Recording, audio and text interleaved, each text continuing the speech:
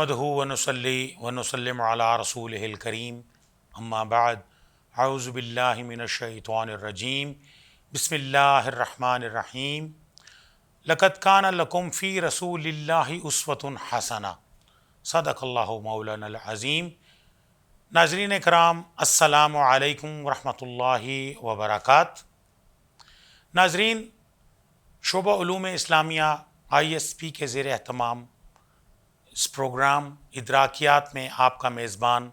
सैयद इफ्तिखार अली गिलानी हाज़िर खिदमत है।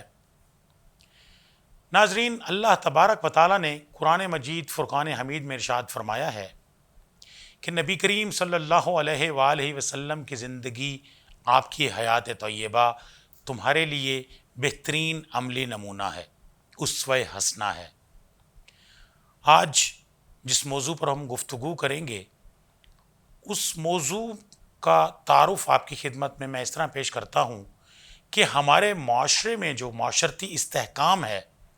उसमें सीरत तय्यबा का एक गोशा यानी क़ब्ल अज़ बेअसत, आपकी विलादत बासआदत से लेके नबुव्वत तक की जो आपकी हयात तय्यबा है, उसके अहम वाक़यात से हमें क्या सबक मिलता है और उससे कैसे माशरती इस्तेहकाम हम ला सकते हैं। इस अहम मौजू पर गुफ्तगू करने के लिए हमारे स्टूडियोज़ में मौजूद हैं मुमताज़ माहिर तालीम, असिस्टेंट प्रोफेसर शोबा उलूम इस्लामिया ISP मुल्तान, मोहतरम जनाब प्रोफेसर डॉक्टर हाफिज़ फ़याज़ अहमद फ़ारूक साहब। अस्सलाम वालेकुम डॉक्टर साहब। जी वालेकुम अस्सलाम डॉक्टर साहब, रहमतुल्लाह। सबसे पहले तो मैं आपका बेहद ममनून हूँ कि आप एक अहम मौजू पर गुफ्तगू करने के लिए हमारे ISP स्टूडियोज़ में आप तशरीफ़ लाए। तो डॉक्टर साहब, शुरू में आप हमें ये बताइए कि आप नबी करीम सल्लल्लाहु अलैहि वसल्लम की हयात तय्यबा का जो ये गोशा है, यानी बेअसत से पहले का जो आपकी हयात तय्यबा है, इसमें बहुत से अहम वाक़यात हैं। इसमें हम देखते हैं कि आपने किस तरह से मक्का मुकरमा में जैसे जंगो जिदाल है, लड़ाई जी झगड़े हैं, जी बिल्कुल। उसमें आप उस वक्त भी आप अमन व अमान के लिए अपना किरदार अदा कर रहे हैं। इसमें हिल्फुल फुजूल एक बहुत अहम वाक़या है। जी इस बिल्कुल। बारे में हमारे नाज़रीन को कुछ बताएं। बिस्मिल्लाहिर्रहमानिर्रहीम नहमदुहु व नुसल्ली व नुसल्लिमु अला रसूलिहिल करीम अम्मा बाद फ़अऊज़ु बिल्लाहि मिनश शैतानिर रजीम बिस्मिल्लाहिर्रहमानिर्रहीम मा कान मुहम्मदुन अबा अहदिम मिर रिजालिकुम वलाकिन रसूलल्लाहि व ख़ातमन नबिय्यीन व कान अल्लाहु बिकुल्लि शैइन अलीमा। क़ाल अल्लाहु तबारक व तआला फ़ी मक़ामिन आख़र लक़द कान लकुम फ़ी रसूलिल्लाहि उस्वतुन हसना सदक़ल्लाहुल अज़ीम। सबसे पहले मैं अपने नाज़रीन और सामीईन कराम को अस्सलामु अलैकुम पेश करता हूँ, और उसके बाद मैं जनाब सैयद इफ्तिखार अली गिलानी साहब, आपका बहुत मशकूर हूँ कि आपने हमें रबीउल अव्वल की मुनासबत से नबी करीम की ज़िंदगी पर, उनकी हयात पर, उनके उसवे हसना पर हमें बोलने का मौका दिया। मैं तहे दिल से आपका शुक्रिया अदा करता हूँ। अब हम जब बात करते हैं नबी करीम की सीरत के हवाले से, उनकी हयात के हवाले से, तो जिस तरह आपने बात की है कि आप सल्लम की जो ज़िंदगी के बिलख़ुसूस ये जो 40 साल हैं, ये हमारे लिए बहुत अहम हैं, और इस लिहाज से भी अहम हैं कि आपने ये जो 40 साल ज़िंदगी गुजारी है, ये आपने उस मुआशरे में, अरब मुआशरे में, अरब के आम लोगों की तरह आपने गुजारी है, उनके साथ आपने रह के गुजारी है। लेकिन इस ज़िंदगी के अंदर हमें बहुत सारी चीज़ें ऐसी मिलती हैं कि जिनकी तरफ आपने निशानदेही भी की है कि वो हमारे लिए बेहतरीन नमूने की हैसियत रखते हैं कि जब हम नबी करीम सल्लल्लाहु अलैहि वसल्लम की ज़िंदगी को पढ़ते हैं, और कुरान करीम खुद कहता है कि लक़द कान लकुम फ़ी रसूलिल्लाहि उस्वतुन हसना, तो आपकी पूरी ज़िंदगी हमारे लिए बेहतरीन नमूना है। बेशक। और उसमें जो क़ब्ल अज़ बेअसत है, वो तो इस लिहाज से और भी बहुत अहम हो जाती है, क्योंकि जब नबी करीम की इस दुनिया के अंदर तशरीफ़ आवरी हुई तो वो मुआशरा उस वक्त जुल्मत के अंधेरों में डूबा हुआ था। तो आपने सबसे पहला काम यह किया कि उनको उस जुल्मत के अंधेरों से निकाला और उनको इस तशख़्ख़ुस दिया, उनको एक शनाख्त दी कि जो बाद में एक बेहतरीन इस्लामी मुआशरे की सूरत में हमारे सामने भी आती है। अब हम देखते हैं कि जिस तरह आपने बुनियादी सवाल भी किया है कि आप सल्लम की ज़िंदगी के बहुत सारे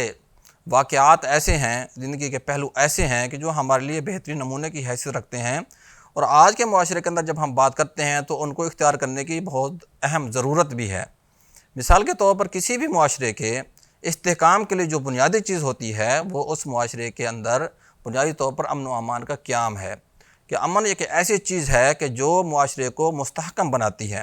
اور جب ہم امن کی بات کرتے ہیں تو سب سے پہلے جو ہمارے ہاں جو بنیادی تصور ایک آتا ہے وہ ڈر اور خوف کا آ جاتا ہے، کہ ہم معاشرے کے اندر آپس میں جب اجتماعی زندگی کے اندر رہتے ہیں تو ظاہر انسان جو ہے وہ مدنی و طبع ہے، مل جل کر رہنا پسند کرتا ہے۔ تو اس مل جل کر کی زندگی میں ظاہر تنازعات بھی پیدا ہو جاتے ہیں، کہ جس طرح ہم دیکھتے ہیں کہ عرب معاشرے کے اندر بھی وہ لوگ باہمی تنازعات کے اندر گھرے ہوتے تھے، اور ان کے ہاں سالیہ سال سے جنگ و قتال ہوتا رہتا تھا، کہ جس کو نبی کریم صلی اللہ علیہ وسلم نے جب دیکھا، محسوس کیا، اور حرب فجار کے نتیجے میں انہوں نے اپنے چچا کے ساتھ مل کر یہ مشاورت کی کہ اس جو ظلم ہے، قتل ہے،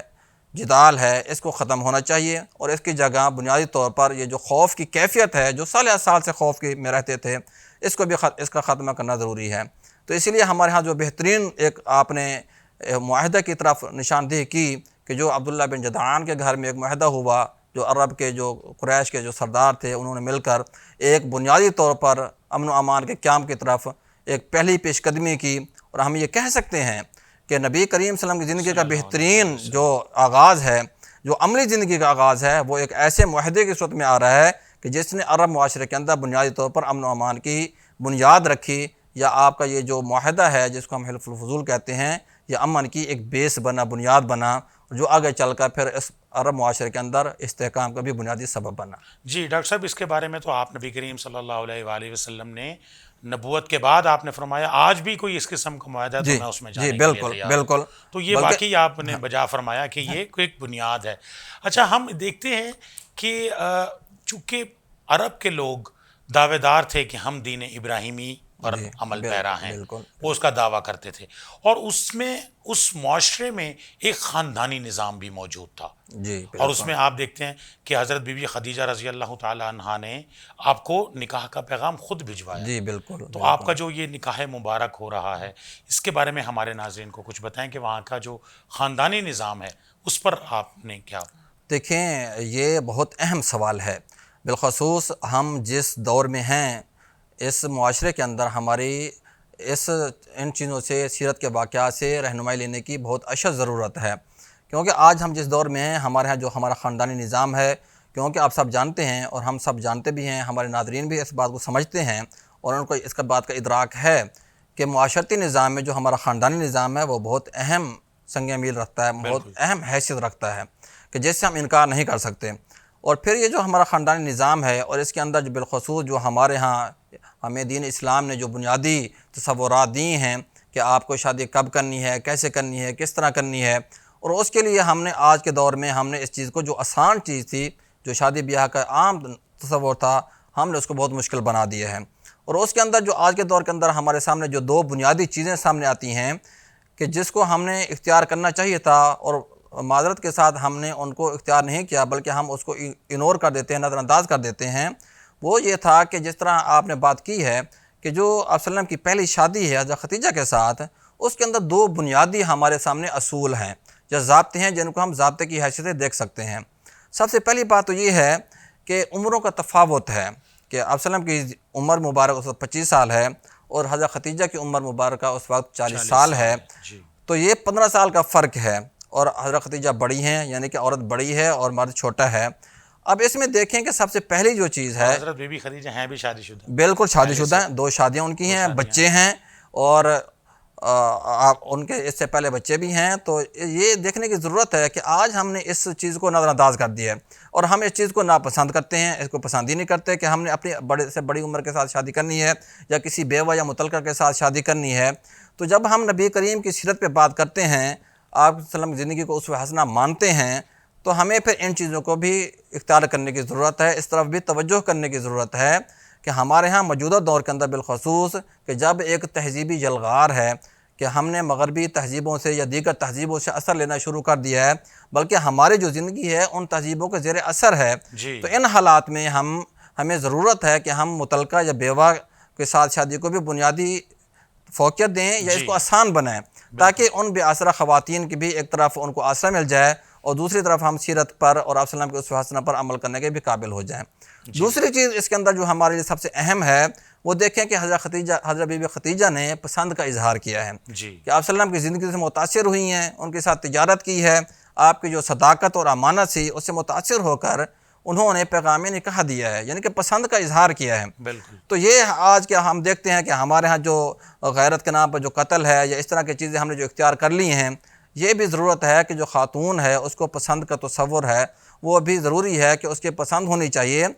ٹھیک ہے کہ ان کے ہاں تجربہ کم ہوتا ہے خواتین کا، ہماری بچیوں کا، کہ ان کو زندگی کی عملی زندگی کا اتنا پتہ نہیں ہوتا، لیکن اس کے باوجود بھی انہوں نے زندگی گزارنی ہے، اصل زندگی تو انہی کی ہے، تو ان کی پسند اور ناپسند کو دیکھا جائے۔ پھر ٹھیک ہے کہ جو ہمارے ہاں ولایت کا تصور ہے، کفر کا تصور ہے، ان چیزوں کو بھی بالکل ہم نظر انداز نہیں کر سکتے، یا سادہ لفظوں میں ہم یوں کہہ سکتے ہیں کہ ہم ہماری خواتین کو، ہماری بچیوں کو بالکل آزاد نہیں چھوڑ سکتے کہ وہ اپنے معاملات خود دیکھیں، بالکل بلکہ ان کے اندر رہتے ہوئے ہم ان کی پسند کا بھی خیال رکھیں۔ پھر جو بڑے ہیں، جو ولی ہے، وہ ان کی پسند کو سامنے رکھتے ہوئے کوئی ایسا فیصلہ کرے کہ جس کی وجہ سے ہمارا جو خاندانی نظام ہے اور معاشرتی نظام ہے اس کے وہ مستحکم رہے اور اپنی اصل کے ساتھ جڑا رہے۔ جی بالکل ڈاکٹر صاحب، بہت اچھی بات آپ نے کی۔ بات کو تھوڑا سا ہم آگے بڑھائیں گے کہ معاشرتی استحکام میں ہم دیکھتے ہیں کہ ثالثی نظام بہت ضروری ہے، اور ہمیں جی بالکل بالکل مکہ میں ہمیں یہ نظر آ رہا ہے، اور اس کی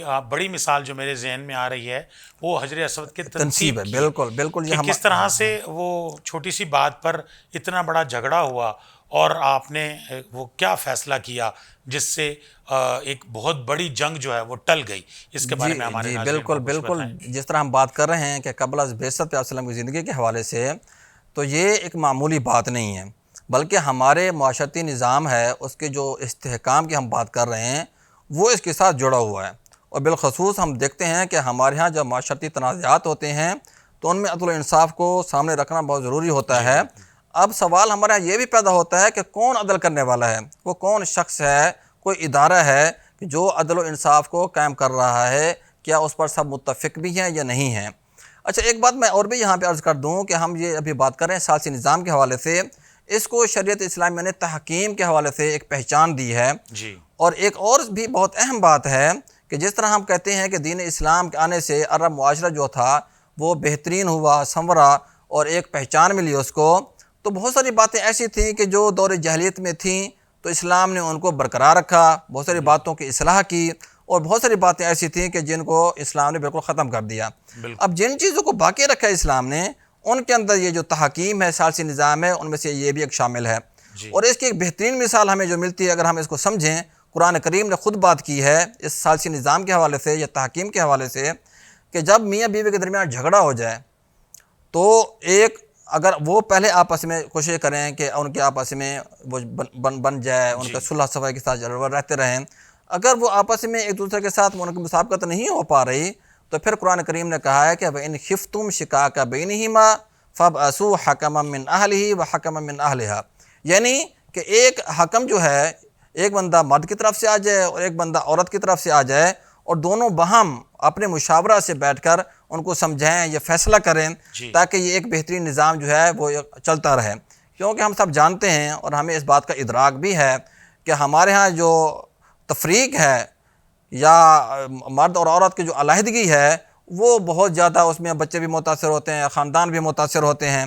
لیکن اس کے لیے جو حکم کی حیثیت ہمیں سامنے آتی ہے کہ وہ ہم مل جل کر ایک باہمی مشاورت کے ذریعے ایک مسئلے کا حل نکالیں۔ پھر جس بات کی طرف آپ نے نشاندہی کی ہے بالخصوص وہ ہمارے لیے اس لحاظ سے اہم ہے کہ ہم دیکھیں کہ ایک معمولی سی بات پر قریش کے سرداروں کے درمیان جھگڑا ہے، جو وجہ جھگڑا بن گیا، وجہ تنازع بن گیا، اور اس سے پہلے ہم دیکھ بھی چکے ہیں کہ جو عرب معاشرہ تھا وہ بنیادی طور پر تو جنگ و جدال میں رہتا تھا، وہ تو چاہتے تھے کہ معمولی باتوں پر یہ جھگڑا ہوتا رہے، لیکن آپ صلی اللہ علیہ وسلم کی صداقت اور امانت کو دیکھتے ہوئے ان سرداروں نے یہ فیصلہ کیا کہ آپ صلی اللہ علیہ وسلم جو بھی فیصلہ کریں گے ہمیں وہ منظور ہوگا۔ اب اس کے اندر دو باتیں ہیں کہ جو ہمارے لیے بہت اہم چیزیں ہیں۔ ایک تو آپ وہ جو جس کو ثالث مقرر کر رہے ہیں اس کے اندر وہ بنیادی صفات ہونی چاہیے، خصوصیات ہونی چاہیے تاکہ ان کی باتوں کو تسلیم کیا جائے یا مانا جا سکے۔ اور آپ صلی اللہ علیہ وسلم کے اندر جو دو وصف تھے بنیادی طور پر کہ ایک آپ صادق تھے اور ایک امین کے نام سے مشہور ہو چکے تھے، یہ عام معمولی باتیں نہیں ہیں بلکہ ہماری عملی زندگی کا ایک اہم حصہ ہیں جو اخلاق حسنہ کے اندر بھی ہم اس کو بات بیان کرتے ہیں کہ اخلاقیات کا بھی بنیادی حصہ ہے کہ یہ جو صادق ہونا ہے، یہ جو صداقت ہے، یہ جو سچائی ہے، یہ آپ کی زندگی کا ایک لازمی حصہ ہے، کیونکہ آپ صلی اللہ علیہ وسلم کا خود کا فرمان بھی ہے کہ الصدق ینجی والکذب یہلک، کہ جو سچائی ہے وہ انسان کو نجات دلاتی ہے، جھوٹ تو ہمیشہ ہلاک کر دیتا ہے۔ بالکل اور دوسری جو وصف ہے بنیادی طور پر وہ امین ہونا، کہ اللہ تعالیٰ نے جو آپ کو صلاحیتیں دی ہیں وہ آپ ان صلاحیتوں کو اس طرح استعمال کریں کہ اس سے سوسائٹی کو فائدہ ہو، لوگوں کو فائدہ ہو۔ اسی لیے آپ صلی اللہ علیہ وسلم نے تمام سرداروں کو بلایا، چادر بچھائی، اس کے اوپر ہجرت فتح کو رکھا اور تمام سرداروں کو ساتھ لے کر آپ نے اپنے ہاتھ مبارک سے وہ تنصیب کر دیا۔ تو یہ ہمارے سامنے ایک پہلو آ رہا ہے کہ جب تنازعات پیدا ہو جائیں تو تنازعات کو ختم کرنے کے لیے جو ثالث بن رہا ہے، جو حاکم بن رہا ہے، اس کے اندر بنیادی وصف ہونا چاہیے کہ وہ عدل اور انصاف کے تقاضوں کو پورا کر سکیں۔ دیکھیں جو فیصلہ تھا اس میں یہ آپ نبی کریم صلی اللہ علیہ وآلہ وسلم اگر چاہتے تو اکیلے اس کو نصب کر سکتے تھے، لیکن چونکہ آپ اس سوسائٹی کو اچھی طرح سے جانتے تھے، اس معاشرے کا علم تھا، تو آپ نے اس لیے اس جنگ و جدال کو روکنے کے لیے آپ نے یہ ایک بڑی حکمت سے بھرپور فیصلہ یہ آپ جو نے آپ نے فرمایا۔ بات کی ہے حکمت کی، یہ بہت اہم چیز ہے کہ جب بھی ہم کوئی بھی کام کریں، کوئی بھی فیصلہ کریں، وہ حکمت کے ساتھ ہے تو وہ بہت اہم چیز ہے، اور وہ بہت سارے جو ہمارے جھگڑے ہیں، لڑائیاں ہیں، اس سے ہم بچ جاتے ہیں۔ اور دوسری چیز یہ ہے کہ آپ دیکھیں یہ جو حکمت ہے یہ آپ وسلم کے فرائض نبوت میں سے ایک چیز ہے کہ آپ کو جب فرائض دیے گئے 4 نبوت کے، اس کے اندر ایک حکمت بھی تھی کہ آپ نے جب دعوت کا پیغام پہنچانا ہے تو حکمت کے ساتھ پہنچانا ہے، اور حکمت کے بارے میں قرآن کریم خود کہتا ہے کہ من یؤت الحکمۃ فقد اوتی خیرا کثیرا، گویا یہ خیر کثیر ہے، اس کے اندر بھلائیاں ہی بھلائیاں ہیں کہ حکمت کے ساتھ ہم جو کام کریں گے اس کے اندر اللہ تعالیٰ نے بھلائی رکھی ہے اور سوسائٹی کے لیے ان میں فائدہ ہے۔ پھر آپ صلی اللہ علیہ وسلم کو خود فرمان بھی ہے کہ الحکمت ضالۃ المؤمن، ہر مومن کی جو حکمت ہے وہ گمشدہ میراث ہے، تو ہمیں اس کے لیے کوشش کرتے رہنا چاہیے کہ جو بھی آپ کے اندر اللہ نے صلاحیت رکھی ہیں ان کو حکمت کے ساتھ آپ قائم کریں، ان کو بیان کریں، ان کے ساتھ کوئی بھی کام کرنا ہے آپ کریں، تاکہ سوسائٹی کے اندر جو ہے وہ یہ جو ہم باہمی ہمارے جھگڑے ہیں، تنازعات ہیں، وہ حکمت کے ساتھ ان کو کم کیا جا سکے یا ختم کیا جا سکے۔ جی بہت بہت شکریہ محترم جناب پروفیسر ڈاکٹر حافظ فیاض احمد فاروق صاحب، آج آپ نے معاشرتی استحکام کے حوالے سے نبی کریم صلی اللہ علیہ وآلہ وسلم کی